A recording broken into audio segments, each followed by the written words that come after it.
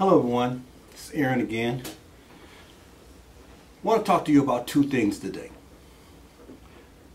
One of them is a question I get all the time on my channel, especially from people that are just starting out and they're looking out there and they're wondering, where to go with it in terms of purchasing their first gun. And I know a lot of people followed me on many of the purchases that I've gotten in terms of where to start. And the only reason I'm talking about this is that one of the guns that was on the top of my list is now fallen. And it's not fallen because of the gun itself. And of course you guys know all about it because I talked about it all the time. This gun here was on the top of my list. It wasn't on the top of my list in terms of price. The gun on the top of my list in terms of price still remains the Urban. The Gamma Urban for $200, if you can still get it for that, $225. In terms of price range, it's still the gun for me. Because this gun here costs, used to cost, something less, if you got it for $200, something less than $300 more. Which would put it down in terms of, up in terms of how I like bullpups, but down in terms of a price range. But let me just say this, okay? People are asking me about this gun, and I just want to say this to you. In terms of me purchasing the gun the way it has to be purchased today, I wouldn't purchase it. And I'm saying that for this reason. When I got this gun, I got it for $269 plus shipping. I'm sorry, $469, sorry, and shipping. So it came to right around $500 with shipping. This same gun now has been renamed and taken over, as it would seem, by another company. And they are now selling it for $700 under a new name with a different stock in it.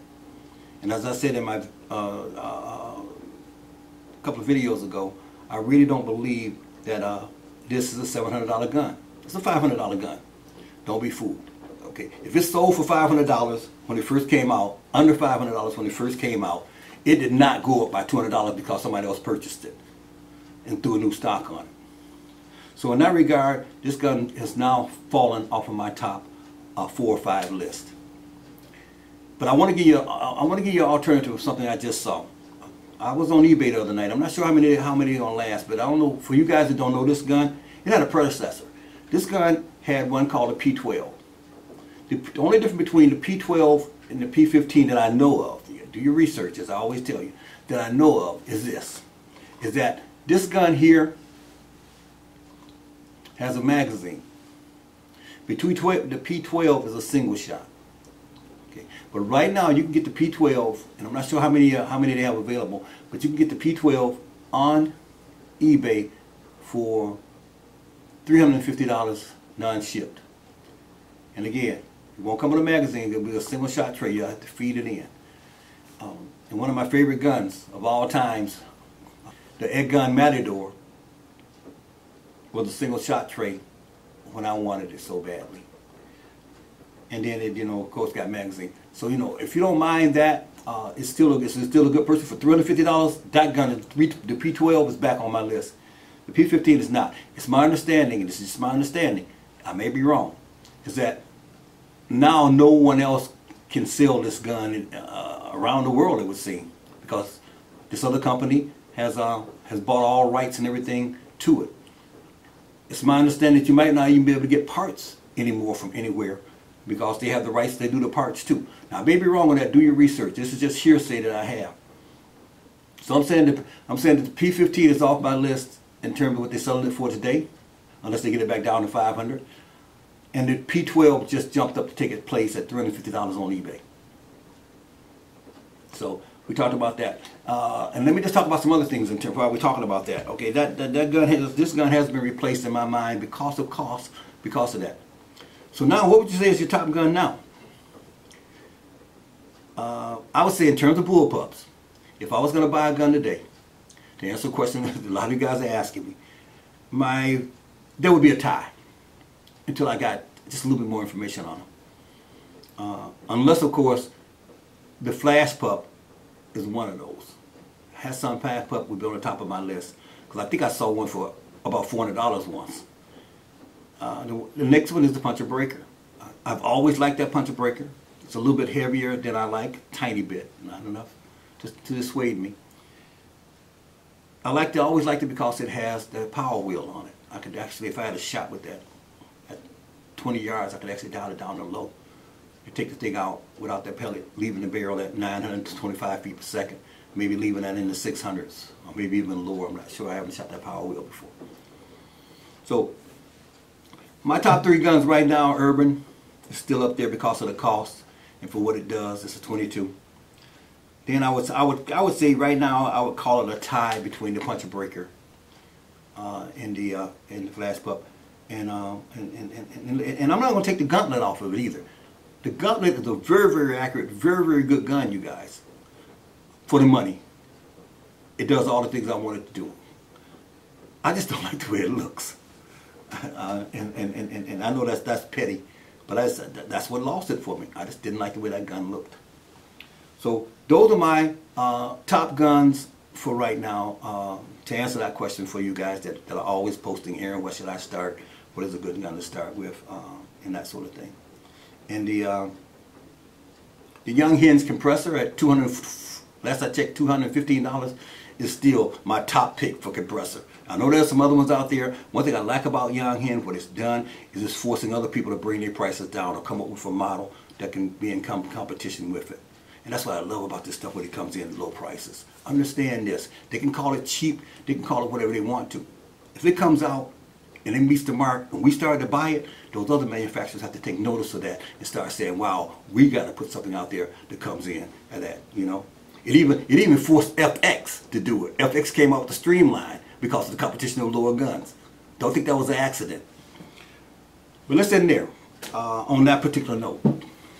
I just want to throw that in because I get a lot of questions about that, and I wanted to answer them now so that maybe you guys can stop asking me. Those are the top guns for me right now, and that's new. But there's a new gun out that I'm extremely excited about. I want to learn about it more in terms of the looks, in terms of functionality, in terms of the accuracy that I've seen on it. Reliability is always a question. Check out the Eurogun. That thing is amazing to me, and that's the thing that got me excited right now. I'm not sure about the price, not sure about some other things. It was just revealed at the SHOT Show, and I hope to learn more about it. But that's the gun that has me excited right now. So, with that, let's go to the second phase of this. If you watched the last video, Ken and I were pesting at a new location. Now this location is a little bit different, you know. These birds at this location, I thought that our first permission had birds that would not sit still. We have birds at this place that as soon as you move, they're gone. As soon as they see you, they're gone. Those shots you saw us taking were being taken from places where the birds did not see us. From a perch behind something like that. We were not in the open. You know, a good example of that, if you watch the video as Ken and I are leaving, Ken says, hey, Aaron, shoot that bird up on the roof there. And I said to him, oh, they'll probably be gone before I can get over to this perch. I took one step, and Ken said, it's gone, it's gone. Okay? So one thing we're entertaining doing next time we go there is using the blind to try and wait for these birds. Set up in different places and shoot, and they'll fly around and shoot and fly around. But they don't know your location, they don't know where you are. They tend to land everywhere, and that tends to give you some shots. So that's what this video is really all about. Not the political stuff I just talked about first of all, if you want to call it political. Okay, so let me just show you what we're talking about here. Let me just grab this right here.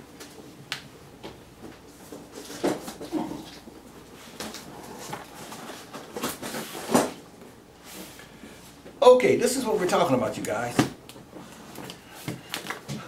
This is a pop-up blind. Okay, I purchased this one for I think $24 or something like that at I think it was Menards last year fall. So that's going to be the thing that we're here to talk about today. How to set this line up, how to use it effectively, what other tools do you need to use with it to be effective in what you're doing, and being able to be stealthy, and wait for the birds to show up, take one out, and be patient to wait for the next one to show out. And not only that, this thing is very, very maneuverable. I don't know if you didn't notice that. There's a little guy right here with a backpack. It comes with this backpack. Okay, so you fold this thing back up to this size, throw it in this backpack and go to your next location. Put your shooting sticks in one hand and your gun in another. And your bucket, of course. And we'll talk about that in a minute. Okay, so it's portable. So what we're going to do is we're going to go outside, show you everything we'll be using, show you how we're going to set this thing up, how we're going to take it down to move to another location, that sort of thing. Just so you can get an idea, because next time you see it, you'll probably just see us inside shooting. And I want to do something prior to that so that you understand what you're looking at in the next video that we do on pesting. Okay, so let's go outside and take a look at this thing and see how it works and how the whole thing sets up and that sort of thing, and see how it works out. We'll come back in and close it out in a second. Okay, here we are with our setup. Of course, we got to have our weapon. We got to carry our weapon. We got to carry a shooting stick. Now, shooting stick is optional when you're setting down. This is why. And I may or may not carry this. This is why.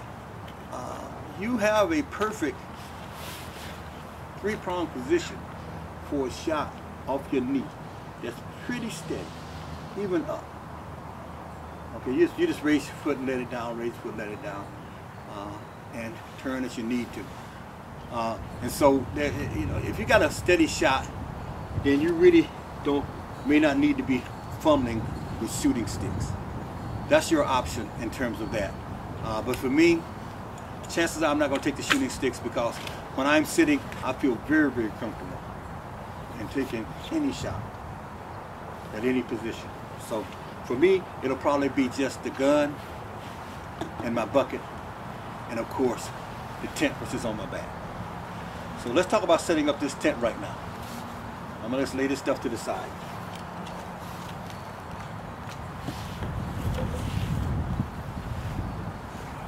This tent is very, very simple. Let me get this towel. It's a little wet out. I don't want to get my knees wet. But let's just take this. You flip it off like this. It's bagged up very, very simply. You just go take it out of the bag. Lay the bag aside. And this thing here does this easy.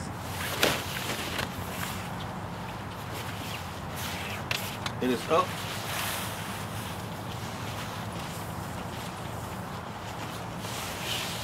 And you basically pull the four sides out to unfold it. Back it up a little bit.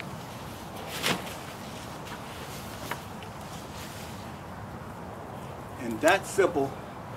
You're ready to shoot without being seen. There's a door on the side. Turn it around.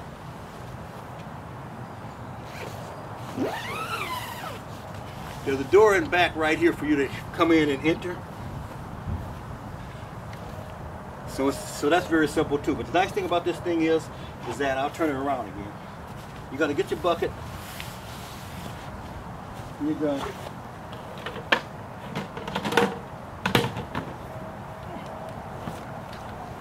You got to get your bucket and your gun.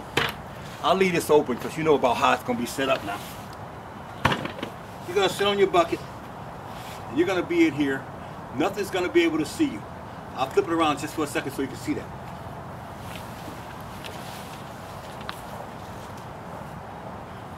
And here's your shooting area right here. And you can make it wider. But that's what you're doing.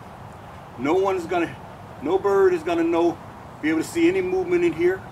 And you're going to be able to take them out very, very easily. So that is the setup for what Ken and I will be using next time. $24. They can be purchased, I'm sure, just about anywhere. So now let me show you how to fold this thing up when you got to move on. Okay?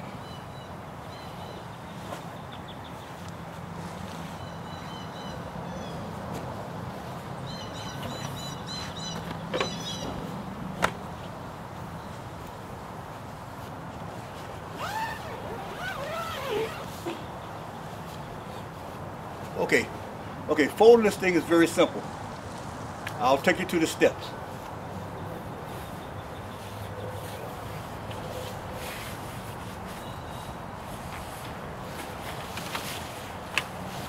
First one you want to is just half it, like I just did.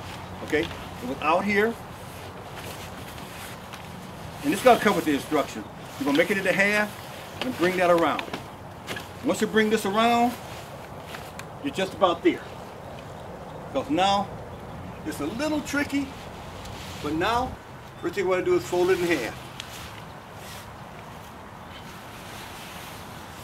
Once you got the half, now you gotta fold it into fourths.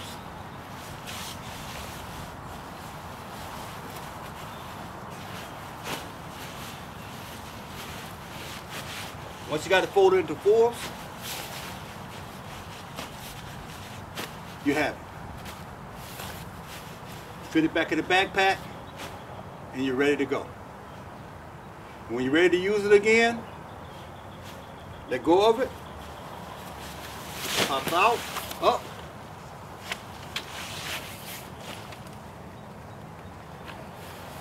Make sure you got the bottom down, and just pull the thing apart. Once apart, it will self-stand, and you're ready to go. And it has shooting ports out of 3 sides, but not off the back side where you are actually doing it. So that's basically it. You're going to be carrying with you a bucket, your gun, and this. That's it. Carrying the shooting sticks is optional. So let's go back inside and talk about what we did here. Okay, we're back. I hope that helped you. I wanted to, as I said, do this video because we're not going to be doing all this setup and stuff when we take the blind out. We're just going to go out and set it up and start shooting.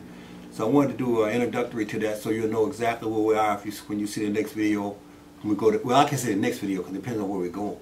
But if we go back to that second permission that we have, we will definitely be taking a blind with us and trying to snipe on some birds, if you know what I mean. So, but I hope you agree that one of the best things, and I talked about blinds and hiding, and that basically all you're doing is concealing movement and that sort of thing. But I will say this, is that this thing right here is a wonderful thing to have, especially for a little money. And it's so portable. You put the thing on your back and you walk, and you take it off, you pop it out, and you fold it back up, and you put it back in there, and you go on, and it's just wonderful for that. So let me just talk about what I plan to do in the future a little bit. I'm working on some videos right now, a series of them, on pesting safety. And the reason I'm doing these is that I'm getting a lot of feedback from people out there who want to go pesting. How do we do it? How do we get permission? And that sort of thing. And I'm really afraid that people are going to go out there and start shooting guns around animals, around buildings, around people, around other things based on what they saw in videos. And there's one thing in videos I don't like, and that is this. You got all these guys out there that's showing you how to pest. You got all these guys out there, and I don't mind that.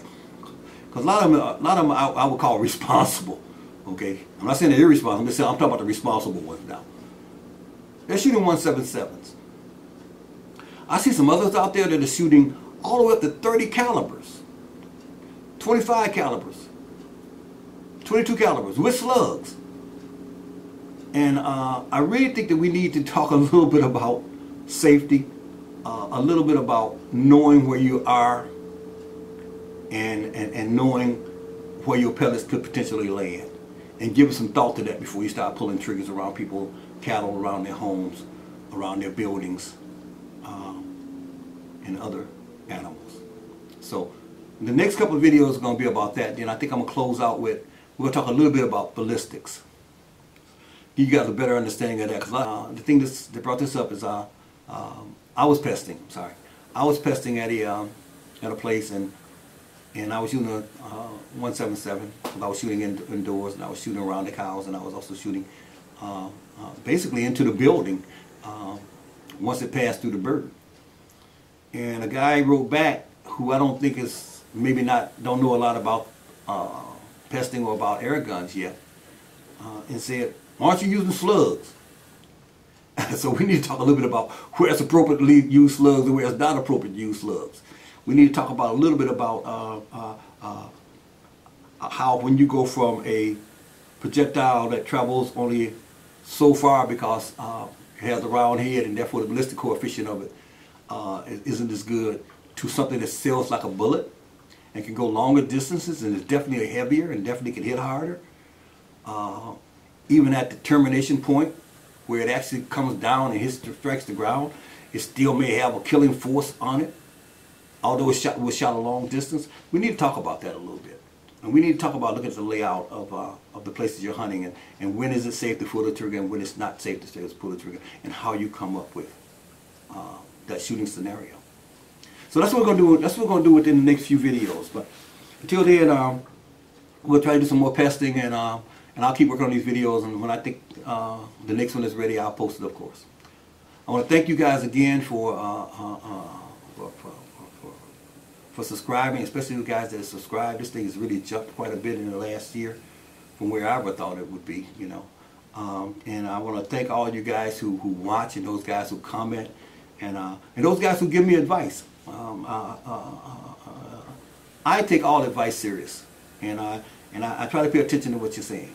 So I want to thank you for the advice. I want to thank you for the comments. I want to thank you for asking my opinion of things. I always try to give you the truth, and I always try to give you some thoughtful things. I don't just comment. I try to give it a lot of thought, because I take responsibility for what I say and for what I do, and for where I try to advise you guys to go. So thank you, and we'll see you next time.